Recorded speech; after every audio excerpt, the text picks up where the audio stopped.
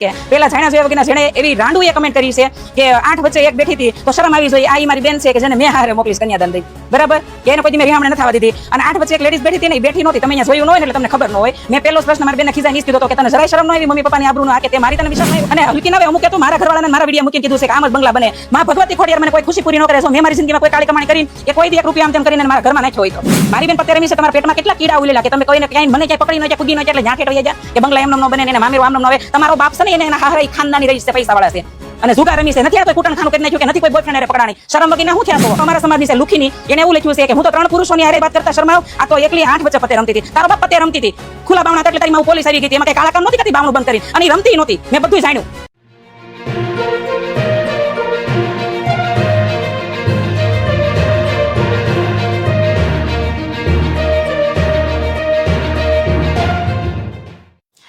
જય માતાજી. ચલો, આ 3-4 દિવસના ટ્રોલિંગ દરમિયાન આજે મને ફાઇનલી ટાઈમ મળી ગયો અને વિચાર્યું કે એક વિડીયો પોસ્ટ કરીએ. પહેલો તો એ સવાલ કે ઘણા બધા એવું લખ્યું છે કે કૃષ્ણાબેન બીજી બધી વાતમાં તો તરત જવાબ દે છે, પોતાની બેન છે તો કેમ જવાબ નથી આપતા. તો ચોખ્ખી વાત કહી દો કે તમને શું લઈ ગયું. અત્યાર સુધીમાં જે મને લોકો દિલથી ઓળખતા હતા એને કાંઈ સફાઈ આપવાની જરૂર નથી, પણ જે ઓળખતા જ નહોતા અથવા તો ઓળખતા હતા છતાં એવો ઢોંગ કર્યો કે મને ઓળખી ન શક્યા, એને શું લઈ ગયું. મેં મારી બેનને કાંઈ નહીં કીધું હોય એમ હે.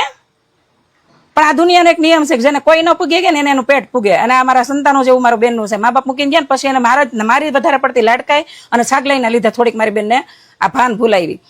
હવે પહેલી વાત અહીંયા સફાઈ નથી આપતી, પણ એક ચોખવટ કરી દઉં કે જે લેડીઝ લોકો એ કમેન્ટ કરી છે એને આ ચોખ્ખો જવાબ દઉં છું કે એક સ્ત્રીની સૌથી મોટી દુશ્મન હોય છે. જો એ સ્ત્રીને ન સમજે કે ને તો એ કોઈને ન સમજે કે. પેલા જાણ્યા જોયા વગરના જેણે એવી રાંડુએ કમેન્ટ કરી છે કે 8 વચ્ચે એક બેઠી હતી તો શરમ આવી જોઈએ, આ મારી બેન છે કે જેને મેં હારે મોકલીશ કન્યાદાન દઈ, બરાબર કે એને કોઈ દી મેં રિહામણે નથી આવવા દીધી. અને 8 વચ્ચે એક લેડીઝ બેઠી હતી ને, એ બેઠી નહોતી, તમે અહીંયા જોયું ન હોય ને એટલે તમને ખબર ન હોય. મેં પહેલો જ પ્રશ્ન મારી બેનને ખીજાઈને ઈ જ કીધો હતો કે તને જરાય શરમ ન આવી મમ્મી પપ્પાની આબરૂનો, આ કે તે મારી તને વિચાર ન આવ્યો. એટલે એને ઈ કીધું કે રવિવારની રજા હતી, શ્રાવણ માસમાં એ લોકો રમે જ છે. મેં હજારો વાર મારા લાઈવમાં કીધું છે કે મારી બેનને એને પત્તે રમવાનો શોખ. એ લોકો તો આખું શ્રાવણ મહિનો, જામનગર રાજકોટ વાળાને બહુ પત્તે રમવું ગમે, એ આખો શ્રાવણ મહિનો પત્તા કૂટે. રવિવારની રજા હતી, બેનના હસબન્ડ ઘરે હતા તો એ લોકો એના ઘરે રમવાનું પ્લાનિંગ કર્યું. વિચાર કરો કે જયારે કઈ ને કાગડો બેહવાન થાય, ડાળને ભાંગવાન થાય, જયારે નબળી પરિસ્થિતિઓ અને સમય ચાલુ થાય ને ત્યારે બધા પાસાઓ એના હાથે ગોઠવાઈ જાય. તો એના હસબન્ડે ફોન કરી નીચેથી ચા મંગાવી. એ લોકો 8 જણા એને ઉપરની રૂમમાં રમતા હતા. ચા મંગાવી એટલે સ્વાભાવિક ઘરે કોઈ નહોતું એટલે રશ્મિ ઉપર ચા અંબાવા ગઈ. ચા ની કેટલીની બધું અંબાવીને અને બહાર નીકળતી હતી કે આ બેન અડી ગયા, બરાબર. પછી મેં એમ પૂછ્યું કે હાલો એ વાતે મને તારી ગળે ઉતરી ગઈ. અને એ વાતે જો કે સાચી હતી, મેં ક્રોસ ઇન્ક્વાયરી કરી લીધી તો એ બેન અમારે એમાં વાકમાં નહોતા, બરોબર. બીજી વાત મેં એ કીધી કે મેં તને ના પાડી હતી ને તું પત્તે નહીં રમતી, રહીમ તો અહીંયા નહીં રમતી, મારા દુશ્મનોની તાણ નથી, તો એ તું રમવા બેઠી. તને કીધું તો ને ગોવા વહી જાજે, દાર્જિલિંગ વહી જાજે, કસિનોમાં છૂટ છે. અને હલકી નવે અમુકે તો મારા ઘરવાળાને મારા વિડીયો મૂકીને કીધું છે કે આમ જ બંગલા બને. માં ભગવતી ખોડિયાર મને કોઈ ખુશી પૂરી ન કરે છે. મેં મારી જિંદગીમાં કોઈ કાળી કમાણી કરીને કે કોઈ દી 1 રૂપિયા આમ તેમ કરીને મારા ઘરમાં નાખ્યો હોય તો, બરાબર. અહીંયા હું સફાઈ નથી આપતી, પણ મને સફાઈ દેવાની ઈચ્છા એટલે થઈ કે તમને શરમ આવી જોઈએ. શરમ. મારી બેન પત્તે રમી છે, તમારા પેટમાં કેટલા કીડા ઉલેલા કે તમે કોઈને ક્યાંય મને ક્યાંય પકડી ન જાય, પૂગી ન જાય એટલે ઝાંખેટ વઈ જાય કે બંગલા એમનેમ ન બને ને એને મામેરો આમનેમ ન આવે. તમારો બાપ છે ને એને એના હારા ખાનદાની રહી છે, પૈસા વાળા છે અને જુગાર રમી છે. નથી એને કોઈ કુટણ ખાનું કરી નાખ્યું કે નથી કોઈ બોયફ્રેન્ડ હારે પકડાણી. શરમ વગરના હું થયા છો? પણ જે દેશ કૃષ્ણને ન અપનાવી શક્યો હોય, એને ન સમજી શક્યો હોય, જે દેશ ઓશો જેવા મહાપુરુષોને ન સમજી શક્યો હોય, એ દેશ મારી જેવી સ્ત્રીને થોડા સમજી શકવાના છે.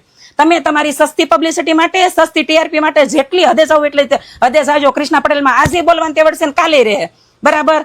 કારણ કે મેં પરિવાર કરતા પહેલા ભ્રષ્ટાચાર માટે, દેશ માટે લડીશું. રાષ્ટ્રપ્રેમ મારા રગરગમાં છે અને રાષ્ટ્રપ્રેમ કરવા માટે કઈ આર્મીમાં જવું જરૂરી નથી હોતું, અમારા બાપે શીખવાડ્યું છે.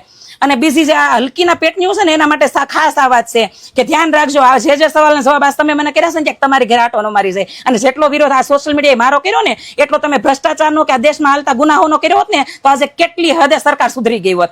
અને આ પહેલો સિસ્ટમને હોતે સવાલ છે કે ખરેખર તમને એટલું બધું દાસે છે અને જે હદે તમે આ વાતને એટલે હાઈ પાપી છે એ હદે તમે બીજા કામ કર્યા હોત ને તો અત્યારે મારી જેવી લેડીઝોને આવી રીતે માર્કેટમાં ન ઉતરવું પડ્યું હોત.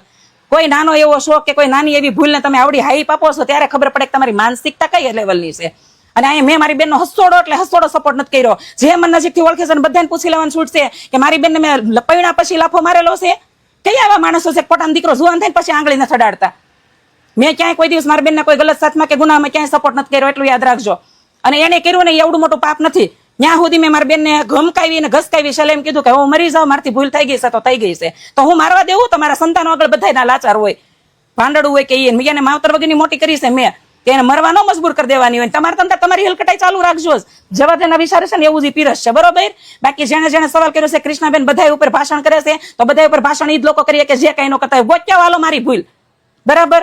મારી ભૂલ ગોચ્યાવ તમ તારે આવી રીતે, પછી હું કે આ મારી ભૂલ થઈ છે. મને ગુજુકા રમવાનો એટલો શોખ છે. મેં હંમેશા લાઈવમાં કીધું છે કે અમે 7મ 8મ ઉપર અમારા ઘરમાં બધા બહુ રમે ને ઈ બધા જેન્ટ્સ લોકો રમતા હતા. અને રકમે કેવડી મળી ને કેવડી દર્શાવી છે.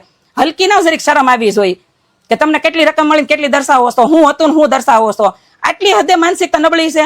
હવે લાગે છે કે કૃષ્ણ હું કામ વિચારતો નહીં હોય કે મારે નીચે જવું છે શરમ વગેરેના. તેમાં પુરુષો તો અલગ, ઠીક, હાવ નવરીના લુખી નાતા એની તો વાત જ અલગ છે. સ્ત્રીઓ હોતે સ્ત્રીઓનો દુશ્મન બની બેઠી છે. કેવી કમેન્ટો કરી છે. એકે તો વળી પટેલ લગાડ્યું છે પાછળ. આમાં મોટો તો અમારો સમાજ જ છે. મેં ખોટો અમારા સમાજ માટે અત્યારે એટલું વિચાર્યું. એક તો અમારા સમાજની છે લુખીની, એને એવું લખ્યું છે કે હું તો 3 પુરુષોની હારે વાત કરતા શરમાવ, આ તો એકલી 8 વચ્ચે પતે રમતી હતી. તારો બાપ પતે રમતી હતી, ખુલ્લા બાવણા હતા એટલે તારી માં પોલીસ આવી ગઈ હતી. એમાં કઈ કાળા કામ નહોતી કરતી બાવણું બંધ કરીને, અને એ રમતી નહોતી. મેં બધું જાણ્યું. અને મારી બેન હારે હું 1.5 દિવસ નથી બોલી. જેને પૂછવું એને પૂછાવજો. ચોખ્ખું કહી દીધું છે કાશી તું તારા રસ્તે હું મારા રસ્તે. છેલ્લે એમ કીધું કે બેન મારી પહેલી ને છેલ્લી ભૂલ થઈ ગઈ, આવું ન કરે. અને હું એને રેડી મૂકી દઉં? શરમ વગી ન શરમ આવી જોઈએ, બરોબર. અને બે ફાર્મ ટ્રોલ કરી રહ્યા છો કેમ? મારો કઈ હાથમાં રહ્યું એટલે. અને હું આજે કહું છું લુખી ના છે તો લુખી ના જ છે, બરોબર. આ લુખીના જે ટોળકી ચાલુ કરી છે ને મને ટ્રોલ કરવાની, તમે તમારા કામ ચાલુ જ રાખજો. મારું કામ ચાલુ રહે. હમણાં હું નવરી નથી, 2-3 પ્રોજેક્ટ ઉપર કામ કરી રહી છું. અને આ ઘરમાં મેં પેલા કીધું કોઈનો કાળી કમાણીનો, કોઈનો લાચારી ભિખારીનો કે કોઈનો 1 રૂપિયો આમાં મેં ખોટો નાખ્યો હોય તો ખોડિયાર માતાજી મારી કોઈ ખુશી પૂરી ન કરે. જો ખુશીઓ પૂરી થવા મળે તો યાદ રાખજો કે હું દ્રૌપદી નથી, કાંઈ કોઈને સાબિત કરી દો શિર પૂરવા કૃષ્ણ આવે. અને જો મારે આજ પછી આ બેક ટુ બેક તરક્કી થાય તો યાદ રાખજો કે મેં કોઈ ખોટું કામ નથી કર્યું. હાલી હું મેળાશો એક સ્ત્રીને સીતાજી થી લઈને દ્રૌપદી સુધી, ત્યાંથી લઈને મારી જેવી સામાન્ય સ્ત્રીઓ સુધી વારે એને પરીક્ષાઓ આપવા માટે મજબૂર કરી દો છો શરમ વગર. અને મારી જેવી નો પુગો એટલે પરિવાર સુધી વ્યાસ આવશો. હલકી ના શરમ આવી જોઈએ. તમારી વચ્ચે જો સારો કોઈ મિત્ર હોય ને એને તમે મિત્ર ન બનાવી કે એને દુશ્મન બનાવી ને તો એનાથી નબળાઈ કોઈ હોય જ નહીં દુનિયામાં, બરોબર. કૃષ્ણાબેન બધા મુદ્દા ઉપર બોલે ને કેદુની ફાળે થઈ હતી, ચરકલી ફૂલે કે ચડી હતી. તારા બાપને મને જદી મારો બાપ મારા 9મા મહિનો પેટમાં હતો ને મૂકીને ગયો ને તેથી ખબર પડી ગઈ છે કે આ દુનિયા કેટલી હલકટ છે. અને જે દેશમાં કૃષ્ણ ભગવાને ગીતા જેવો ગ્રંથ આપ્યો હોય એને સ્વીકારી ન આપ્યો હોય તો એ દેશમાંથી કોઈ ઉમ્મીદ રાખવાની જ ન હોય. જે દેશમાં સીતાજીએ 2 બાળકોને વનમાં જન્મ આપ્યો હોય ને એવા ફાલતુ ને નફટ સમાજની મને કોઈ એટલે કોઈ પરવાઈ નથી અને કોઈ ફિકરે નથી. જેમ લખું એમ લખજો. આજથી હું કોઈ કોમેન્ટ સેક્શન બંધ નથી કરતી અને ડિલેટ નથી કરતી, કારણ કે ભેળાઈ ગયેલું ખેતર તો મારા પપ્પા મને એમ કે એને વાઢવાનું ન હોય, બરાબર. એટલે મોજા એમ લખવા માંડો. અને કૃષ્ણા પટેલને હફાવીએ કે હતાશામાં કે ડિપ્રેશનમાં નાખીએ કે ને એને તો જન્મ લેવો પડે દુનિયામાં 2 વાર, બરાબર. મોજ આવે એમ લખો તમે તારે. મારી મોજ આવે એવી કેવી મસ્ત રીલો આવશે, મોજ આવશે. લાઈક તો કરવાના છે, લાઈક કરે છે ને લોકો સાક્ષી છે મારા જીવનના કે બધાને મારી વાત સમજાય છે, મારું જીવન સમજાય છે. અને મારી આ બધી લાઈક કરે છે ને લોકોને મારી પસંદગી ખબર છે કે હું છું ને હું નહીં, બરાબર. બાકી લખવા મળજો. તમે જેવી રીતે તમારું ચાલુ રાખશો ને એવી જ રીતે અહીંથી ચાલુ રહે. દરેક સવાલનો જવાબ દેવાની સક્ષમતા છે મારામાં, હો.